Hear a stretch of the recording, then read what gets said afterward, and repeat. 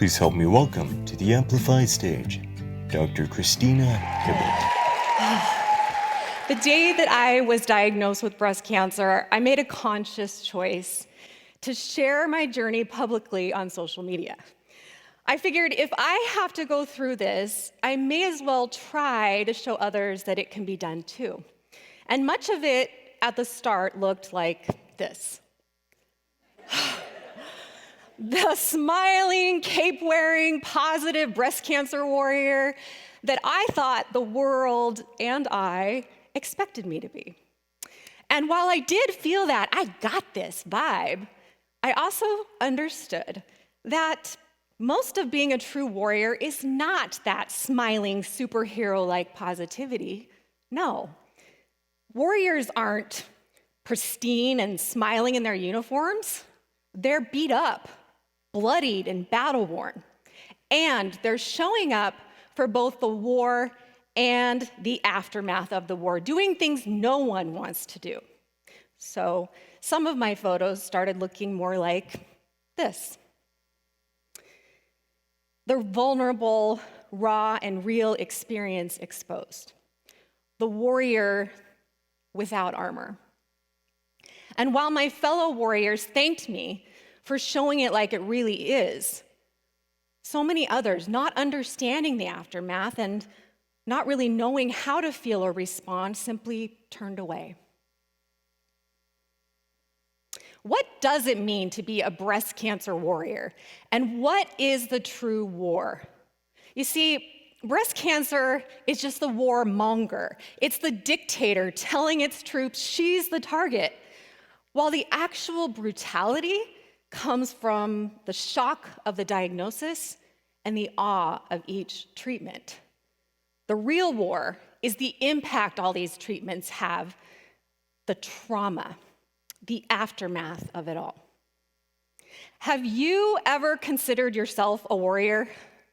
I never thought of myself as a warrior BC before cancer, even though I and my family had been through some wars, like my mother's 3 breast cancer diagnoses, my 8-year-old sister's warrior-like death to kidney cancer, and perhaps one of the biggest wars when my closest sister died just 2 months after her husband. Our 2 nephews became our sons. I gave birth, and we went from 3 to 6 children practically overnight. Yes, I and my family had been to war, but we'd never experienced anything like the war that breast cancer waged on me. Diagnosed with triple-negative breast cancer, an aggressive and deadly type, I had a double mastectomy, a double amputation, 1 week after diagnosis. 1 week later, I was diagnosed with the BRCA1 genetic mutation, putting me and my children and grandchildren at risk for all kinds of other cancers. The war would linger for generations. This led to a hysterectomy, forcing menopause at 44. 1 more reconstruction surgery, and I thought I'd be done, but war knows no time limits. Complications began just before I started chemotherapy and cold capping to save my hair. And I lost my right and then my left breast implants. Even after chemo, new conflicts arose, like blood clots, kidney stones, a life-threatening strangulated hernia, and breast implant illness. In total, I had 13 surgeries in the first 17 months, and all from, in my case, stage 1 breast cancer. And then I was done, or so my plastic surgeon told me. But I soon realized that it's not over when they say you're done. Just like in war, when the battles end, new challenges often begin for the warriors. Like in war, I was not only left with new physical infirmities, I was left with the aftermath of depression and post-traumatic stress disorder, or as you may call it, PTSD. Not only had my body been deconstructed, I had been obliterated. As a psychologist, I specialize in grief, loss, and trauma, so I knew that both my family and I needed extra help and support. And I put myself into therapy immediately AD, after diagnosis, and I did the same for some of my children. As a psychologist, I thought I understood trauma, but now, as a warrior, I realize the hard truth that you can't heal the trauma while you're still being traumatized. And breast cancer continues to traumatize long after you think the war is over.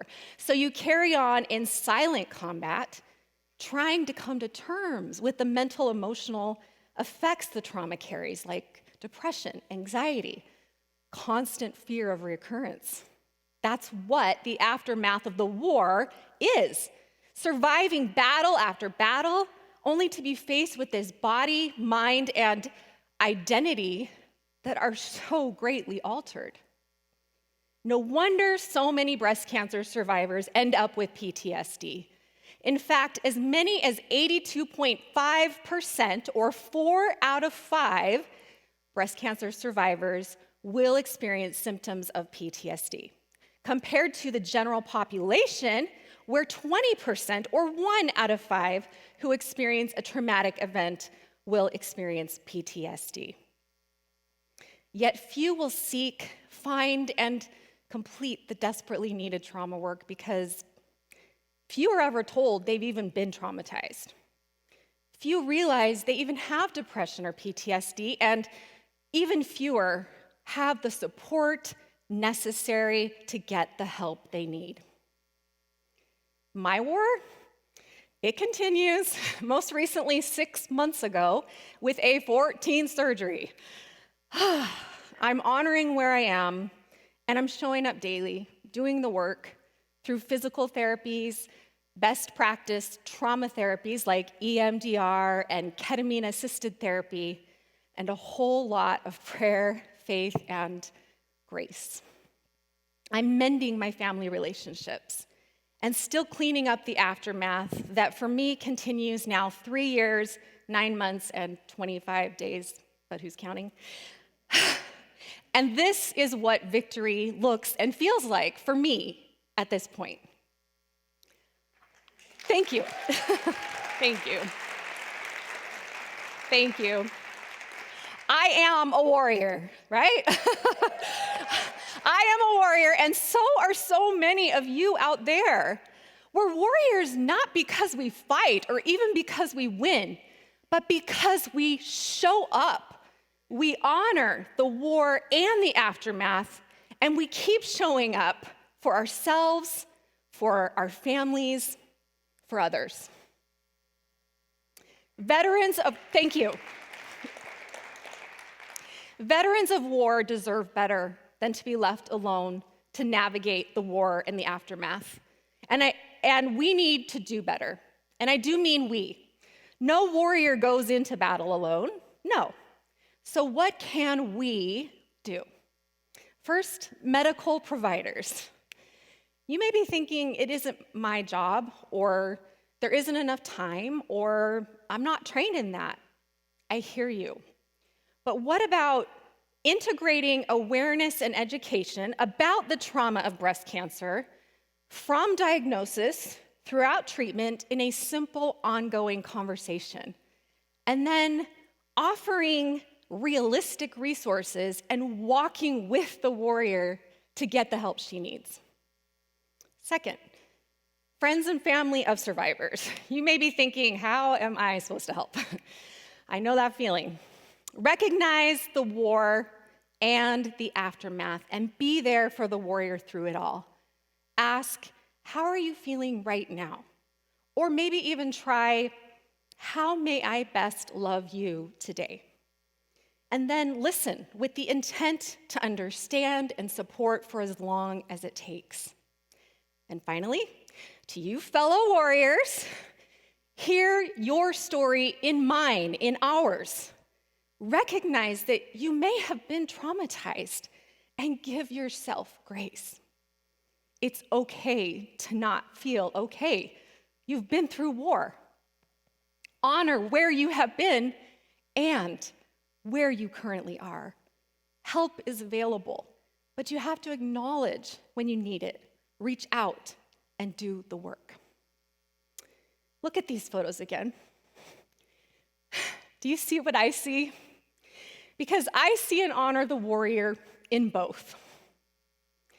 And I know now, thank you, I know now, I was never meant to show anyone how it can be done, no. I've been sharing my journey because in doing so, I enable others to honor where they are in the war, to acknowledge what they really feel through the aftermath, and to know that often the most warrior-like victory comes through saying, I'm not okay, and then reaching out for and receiving help. Thank you. Thank you so much.